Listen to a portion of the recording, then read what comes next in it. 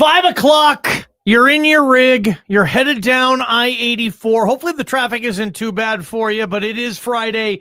It is 5 o'clock, and you found the right place. KTIK, The Ticket in Idaho Sports Talk. Welcome our Dollar Loan Center video audience to the program as Bob Beeler, who has valiantly filled in for Michael Forrest Prater this week. Final hour of the week, Bob, and we got a Game 7 on Sunday night. We're going to be all over that. And I don't think people expected this one. Everybody that was touting this series was going Oklahoma City in and fill in the blank. And I saw a lot of 5s and 6s as far as what people were expecting. I've watched very little NBA this season, but I thought Indiana could give them a run for the money. I didn't realize they were as middle of the pack in the regular season. I think they were either a 4 or a 5 seed, but they've played well in the playoffs, and they're now one game away. It's a 50-50 opportunity. They win the game, they're NBA champs. It's one of those things, Bob, and this happens in sports, and I wish I'd pay closer attention. But, like, if you go back and just look at the NBA records since January 1st, okay, the Indiana Pacers had the 5th best record in the league at the end of the year. So they were a top 5 team. I didn't think so. I didn't look them up. I didn't care. You're right. They went 50-32. They were the 4 seed in the East. That's not like, oh, look out for these guys.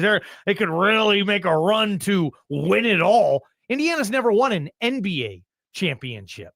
You know, Oklahoma City hasn't won an NBA championship, and you know what I'm meaning with that. So, and these are smaller markets. But here's kind of what I want to ask in 208-424-9300. Somebody hop on if you want, the Taco Bell hotline. Say you haven't watched much of this series, like Bob's saying.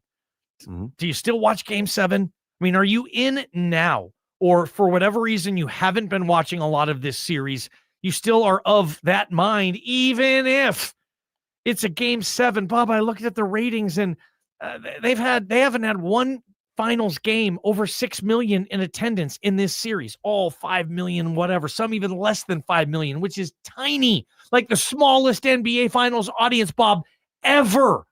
This is a Game 7. This is Sunday night, and I am hard-pressed to believe that most folks are going to tune this one out. I think this is going to get a number, I'll say twice the number that it's been averaging in this series. And I think you might agree with me because, Bob, if all things were considered, if you had an opening on a Sunday night, you're watching this game, aren't you? It's a Game 7. Right. The only thing is one Major League Baseball game on ESPN, the Sunday night game of the week. You might lose audience in New York, and you might lose audience in Philly. Yeah. But other than that, I think that it's set up for people to follow this game. I think that, you know, this is a game that I think the public will tune in. I agree with you. It could double what any of the other games have done during the season, during this playoff. And well said on the fact that here's a classic series maybe that nobody saw coming. I mean, you know me, I pay attention to the odds. And Oklahoma City was the largest favorite in gambling terms since Shaq and Kobe versus the Detroit Pistons in 2004. That was the largest margin of upset. And if you remember, the 2004 Pistons won. They beat Shaq and Kobe in that series. That was the last series Shaq and Kobe ever played together. That was the straw that broke the marriage's back. That was the, what do they say? I wish Prater was here. He's got the divorce thing. Irreconcilable differences. That was when Shaq and Kobe became irreconcilable with the Pistons. And then I look at, okay, that's how big of a disparity these odds were. And what do you know? It's going 6 games, and the Indiana Pacers have a chance to pull off a professional Cinderella story. But it's so much different being Cinderella in the pros, Bob. You're all getting paid. You all have the same amount of stuff, mainly resources. You don't see that very often, but this would be that, I think. And I don't want to like jinx a whole lot, Bob, but you know where I'm from. You know what it would mean to me if OKC does not win this, and the folks in Seattle and the Supersonic fans who they're just not going to root for that team. I'm not against the fans or anything. It's the franchise. I would love it if Indiana wins this thing on Sunday. I can't think of an NBA game I would be happier about. I don't know, since Damian Lillard had the bye walk-off against OKC a few years ago. I'd be all over it. I want Indiana to win, but Bob, I don't think it's going to happen, but luckily, hey, I've been wrong on this series. I figured Oklahoma City was going to win every game. I had Oklahoma City in 5 in this thing. I thought it was going to be a worthless series, and it goes 7 games. Indiana's in the game. They find ways to win. I agree with you. I think you'd figure you look at what somebody did through the whole body of the season, which is Oklahoma City. It's at home. I think basketball of the 4 pro sports, to me, is the greatest home court. I would trust playing at home in basketball over any of the other sports. I think for whatever reason, crowd proximity. It's a good one. Shooting. It's a good question. I think it's worth more than the others. I mean, because you've called games in crazy environments for football, college, and basketball, college. So are you saying you think that in college basketball, you have a better home court, a better chance to win because you're at home than in college football? At the right places, yes, because I think that it's a smaller venue normally than it is in football. And a lot of places in football don't draw. So I think I would say basketball is the bigger home field. It feels like that to me. I think it's basketball. I think football. Yeah. I think football, the talent matters more. That if I am inferior to you in the lines, quarterback, play, whatever, I think the talent on a once-a-week game is going to prevail. I think you've seen over the years college basketball games, especially when somebody goes to somebody else's place with some snake pits where they get beat, and they just won't go there again. You're almost, I mean, you're DOA. You know, Bob, you're dead on arrival in some of those venues for college basketball. But then again, you look at, and I got to ask you this, Bob, you got the gig at Boise State, 2008 was your first football season with Kellen Moore's debut. Your first game at Boise State was Kellen Moore's first game at Boise State. Bob, when the hell was the first time you lost a home game? Seriously, you got the gig in 08. I think it was the TCU game as a senior. In 11. In 11. That was the first home game you lost was at the end of year 4. Towards the end of year 4. Yeah, you almost made it 4 full years without losing a home game. I think the TCU game was in late October, early November, I think. Okay, yeah, that would have been it. Yeah, that's crazy. So, I mean, football, it's not like they don't have great home field advantages there. What are you guys watching this game 7? And I got to throw this one out there. Game 7 in any sport. You know, football doesn't have these, Bob, but the NHL, Major League Baseball, and the NBA does. Championship, 1 game left. Take everything off the table, just this 1 game. Do you have that ultimate game 7? Any sport? I'm sure you're going baseball, and I can't wait. I got to go to 2014 and the game Bumgarner threw 5 innings out of the bullpen, and the Giants pulling through against Kansas City in 2014. But I'm going to give you some other baseball ones. Good old Mad Bum. I think baseball has done well when it's gotten to a game 7 in the World Series. How about the Cubs-Indians 10-inning game, 8-7 Cubs coming back after the rain delay? Maybe the best baseball game I've ever watched. It's up there. How about the Diamondbacks 3, Yankees 2?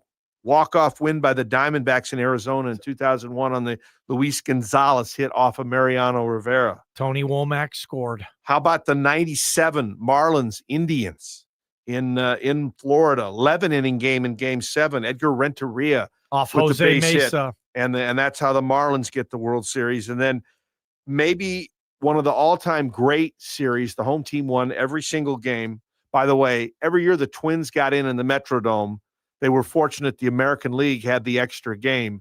The Twins were 8-0 at home, 0-6 on the road. In World Series, those two Twins World Series? When they were at the Metrodome, yes. 1-0 Twins over the Braves, again in extra innings, 10 innings.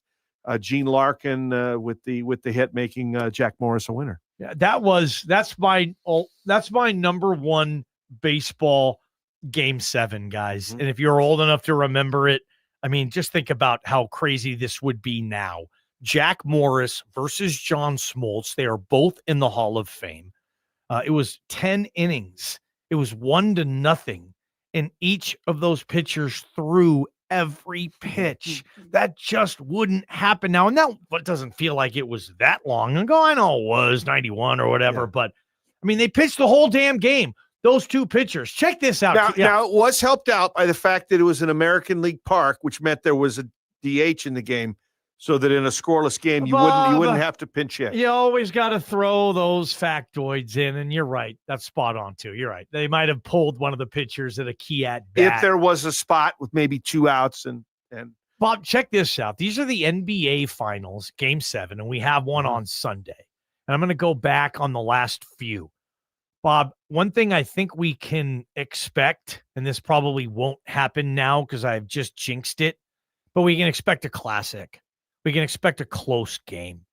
Here are the NBA Game 7s that, the most frequent Game 7s. 2016, as I said, that was the last Finals Game 7. It was the LeBron block and the Kyrie 3.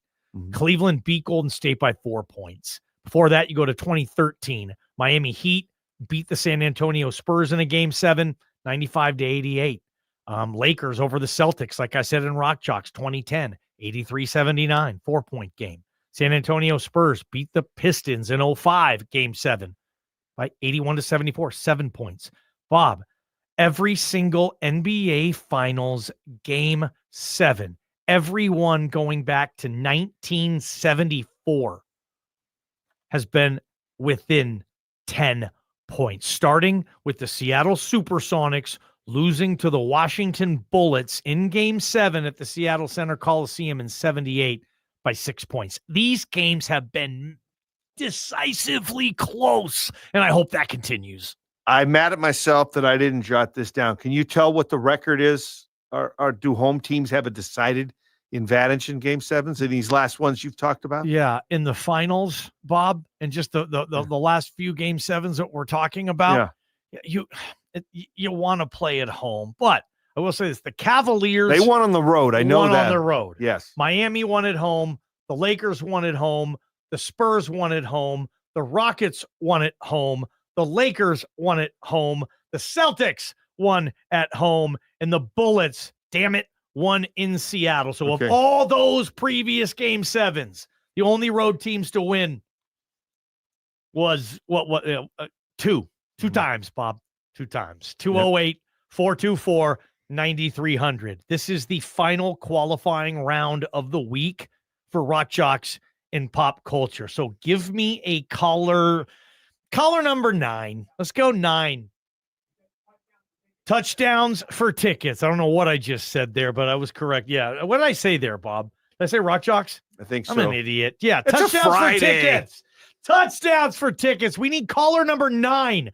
You're having a chance to qualify because in about 15 minutes, we are pulling a lucky winner out of our helmet. Touchdowns for tickets coming up. Call 208-424-9300. Caller number 9 on KTIK, The Ticket. From the Beacon Plumbing Traffic Studio, this is Ticket Traffic. Great looking Friday afternoon commute. We haven't had any problems all day long. Not seeing any delays coming out of downtown 180 for the connector. No slowdowns all the way out to Canyon County. Maybe a few delays around the 10 Mile and Garrity interchange.